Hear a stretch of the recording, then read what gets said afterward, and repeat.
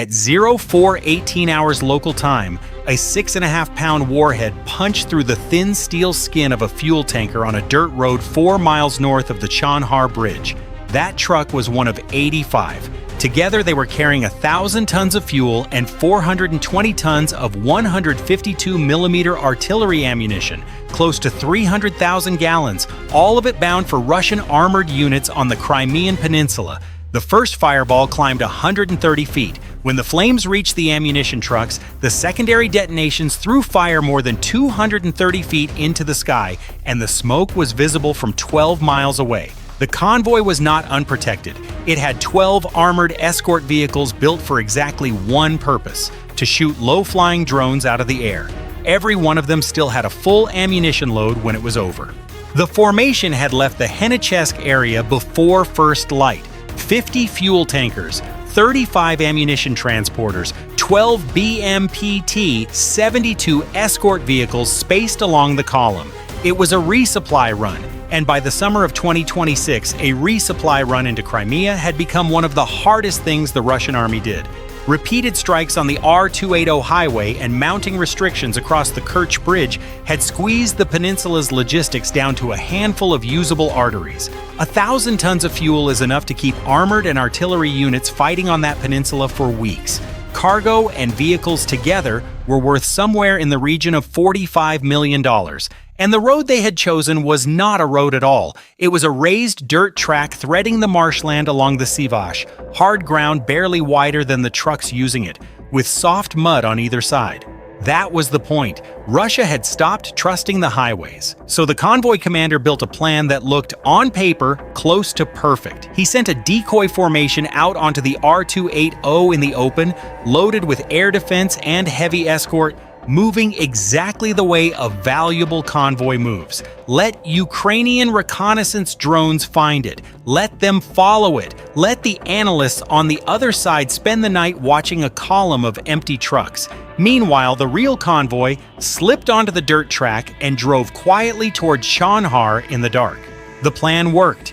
Ukrainian drones were watching the highway. What the commander did not know was that Ukraine had stopped treating the highway as the only place worth watching weeks earlier, and that 4 camouflaged control positions were already dug in along his secret route, holding radio silence, waiting.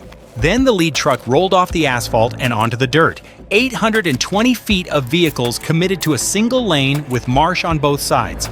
No turning around, no spreading out, no leaving the road. Ukraine had been waiting days for that, but the instant the operators powered up 40 controllers, something on the roof of the 30th truck in the column woke up. And inside 4 seconds, the hunters became the targets. The thing on the 30th truck was called Repellent-Patrol, and it did not shoot at anything. It listened. Mounted on a communications vehicle riding in the middle of the column, it did nothing all night but sweep the electromagnetic spectrum, waiting for the moment the empty air above the marsh stopped being empty. 40 control links and 40 video feeds coming alive within the same second is not a subtle event. It is the loudest thing that can happen on a battlefield that nobody can see. The system caught the emission clusters inside a 6-mile radius and had a bearing on them in 4 seconds. A bearing is not a target. That is the limitation nobody puts in the brochure. Repellent-Patrol could tell the convoy commander that transmissions were coming from the northeast at a certain angle, and that was all it could tell him. It is the difference between hearing a phone ringing somewhere in a dark house and knowing which pillow it is under. You can walk toward the sound. You cannot fire artillery at it. To turn a direction into a coordinate, Russia needed a second sensor, and that sensor was already in the air. At 8,200 feet, a Zala 421-16E reconnaissance drone had been circling above the column since the convoy left the asphalt. It swung its electro-optical and thermal camera cluster toward the bearing and began sweeping tree lines, drainage cuts, and the low humps of ground where a dugout might be. Camouflage netting defeats the eye. It does not defeat heat. Controller batteries under load, signal amplifiers running hot, motors that had been spun up 60 seconds earlier, and the bodies of the men crouched over them. Against cold marsh ground before dawn, every one of those things glowed. 4 positions resolved on the screen, one after another. The coordinates went straight into the fire control computer of a 2S-19 Msta-S battery sitting 8.5 miles behind the convoy. The guns were already laid. Krasnopol M2 rounds were already in the chambers, 152mm shells with laser seekers in the nose, which meant the Zala would not just find the targets, it would stay overhead and paint them in the final seconds of flight. Behind the battery, a Yastreb AV counter-battery radar swept the horizon, watching for Ukrainian return fire. 3 systems, 1 closed loop, something to hear, something to see, something to kill, and a 4th thing guarding all of it. Run the clock on that loop and the arithmetic gets ugly. The Russian battery needed roughly 45 seconds to compute firing data and another 30 for the shells to arrive. 75 seconds. In 75 seconds, the 40 FPV drones racing toward the column would cover nearly 2 miles of ground. On any other night, that would be the number that mattered. It did not matter here because the shells were not aimed at the drones. They were aimed at 4 holes in the dirt, and holes in the dirt do not fly at 90 miles an hour. That was the calculation Russia had made. Do not chase 40 aircraft. Kill the 10 men holding the controllers and the aircraft fall out of the sky on their own. 4 coordinates were in the computer, the rounds were loaded, and the 2 teams closest to the convoy had no idea they were being aimed at. All they saw was their video feeds starting to stutter. Stutter, then latency, then packet loss in a rhythm that experienced operators recognize instantly. This was not weather. This was directional jamming, and jamming that focused means somebody had found the bearing. Seconds later, the frequency scanner threw a second warning, emissions sweeping across their position from a source high above. The teams did the math nobody wants to do. Detection to first impact against a battery that size at that range, about 100 seconds. The obvious move was to run. Pull the antennas, drop everything, get out of the dugout and into the marsh. It was also the move that lost the war for the next 4 minutes, because 10 FP5E drones were already airborne on those 2 positions' channels, and an abandoned controller is a drone flying blind at 87 miles an hour with nobody at the other end. So they did not run. They handed the aircraft over. 2 backup teams were dug in deeper along both flanks of the route. Cold, silent, equipment powered but transmitting nothing. 8 of the 10 drones already in the air dropped into waypoint hold, flying their last commanded heading on internal navigation while control migrated from one set of hands to another. The gap was 3 seconds. At 87 miles an hour, 3 seconds is 380 feet of flight with no one watching the camera. 10 aircraft, converging airspace, and a single frequency synchronization error would put them into the ground or into each other. A third of the strike package gone before it ever saw the convoy. The handover was confirmed in a second and a half. 2 seconds after that, the video came back, 10 frames stabilizing one by one on new screens. The forward team stripped their antennas, grabbed controllers and batteries and laptops, and went over the back of the dugouts into the dark, leaving nothing behind that Russia could photograph later. 30 seconds after the last man cleared the position, the Krasnopol rounds arrived and erased both shelters. Russia had hit exactly what it aimed at. It had hit it 30 seconds late. But the fix created the next problem, and the next problem was worse. 2 teams were now running 20 control links each. Emission density at the backup positions did not rise, doubled. Repellent-Patrol found the new clusters almost immediately, and this time, it already knew what it was looking for. The Zala swung over, confirmed 2 shapes under netting, and pushed fresh coordinates to the guns. 90 seconds. The Russians fired mixed this time, Krasnopol rounds for precision, conventional high-explosive fragmentation to break the operator's nerve and drive them off the controls. The first shell landed 820 feet out, throwing dirt across the netting. The second came in at 560, close enough that the pressure hit the chest like a flat hand. Nobody let go of the sticks.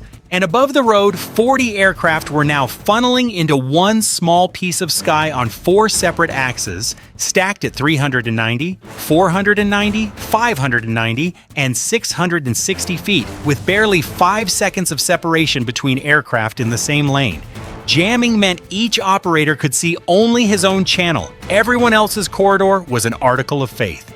The batteries had left the launch point at 55%. They were down to 45. On the horizon, a rain band was moving in, and the gusts running ahead of it had already started pushing drones off their assigned lines. Ukraine had 2 minutes, and down on the road, the 12 BMP-T-72s had just finished closing their ring of fire.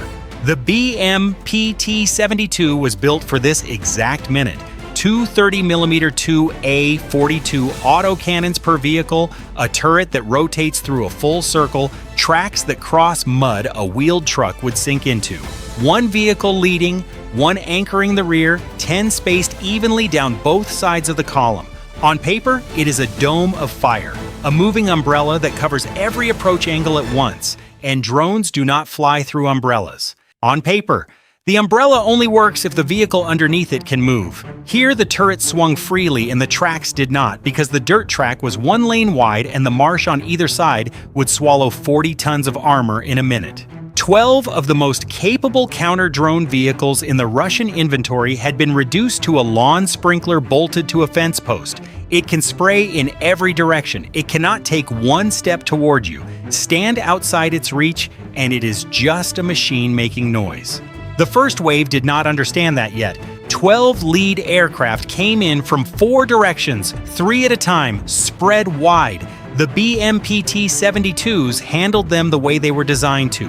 One drone was torn apart as it dropped below 300 feet. 2 more vanished in the next burst. Isolated targets from separated axes are exactly what a fire control system wants. Detect, track, kill, rotate to the next. In a few seconds, all 12 were gone. The operators changed the plan mid-attack. The head of the convoy was pointless. The lead vehicle had the widest field of fire and everything behind it could mass support. The tail would not block the route. That left the western flank, where the marsh ran closest to the road and the escorts had the least room to reposition. 28 aircraft turned at once. The eastern group curved around the head of the column. The northern axis dropped, the southern axis accelerated along the drainage cuts, and 4 attack lanes collapsed into one. The eastern turrets were still pointed at empty sky. Bringing them back around meant 5 to 6 seconds to slew, stabilize, and build a new sight picture. At 93 miles an hour, a drone covers 820 feet in 6 seconds. That is the entire distance from the outer edge of the engagement zone to impact. The first 12 went for the escorts themselves and not at the armor. A 6.5-pound warhead does not defeat a BMP-T-72. It does not have to. The pilots picked turret rings, optical sight clusters, the gaps between slat armor panels, the engine decks. 7 were shot down on the way in, 5 got through, 1 took out a sighting system and left the turret aiming blind. 1 jammed a turret ring solid, 3 went into engine compartments. 5 vehicles were out of the fight in under 8 seconds. The remaining 16 went into the corridor together. 12 were shot down inside 10 seconds. The last 4 dropped to 33 feet and went for the trucks. The first punched through a tanker's shell and lit the vapor inside. Fire went up 130 feet. The second hit an ammunition transporter 200 feet down the column, and the 152mm rounds in the cargo bed went off together. Overpressure passed 20 pounds per square inch at the center. Red-hot fragments thrown 660 feet into the tankers standing next to it. Burning fuel poured off the roadbed into the drainage ditches and carried the fire with it. Tankers began going up in sequence. The secondary columns reached 230 feet. The final 2 struck the front and center of the column. In under 30 seconds, the road was sealed at both ends, and 7 BMP-T-72s sat between the fires with full ammunition loads and nowhere left to drive. By first light, the accounting was simple, and it was total. 1,000 tons of fuel, 420 tons of 152mm artillery ammunition, 85 trucks, and 12 BMP-T-72 escort vehicles destroyed or abandoned on a dirt road that does not appear on most maps. Somewhere around $45 million of cargo and hardware ended by 40 FPV drones carrying 6.5 pounds of explosive each. The full strike package cost Ukraine less than $25,000. That is a ratio close to 1,800 to 1, and it is the number that keeps logistics officers awake because it does not scale in Russia's favor. Ukraine can lose 31 of 40 aircraft as it did here and still finish the night far ahead. Militarily, that fuel was gone. Strategically, something more expensive was gone with it. This strike did not hit the front line, it hit the assumption underneath the front line. Russia's supply picture into Crimea had already narrowed.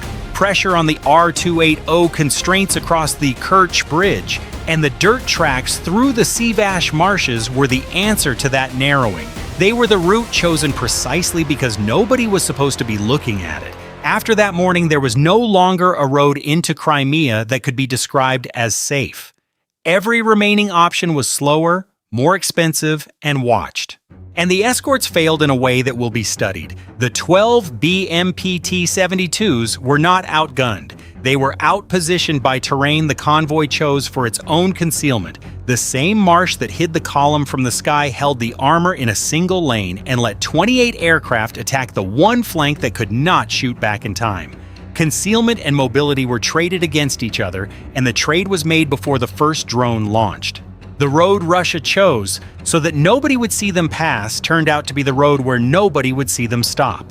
Which raises the question this war keeps asking and has not answered. In an age when 40 cheap aircraft can find a hidden convoy on a dirt track before dawn, how do you protect a supply column at all? More armor riding alongside it? Or no columns at all? Smaller loads, more of them, spread across more roads, accepting the cost? Tell us what you would do in the comments. Subscribe for the next breakdown.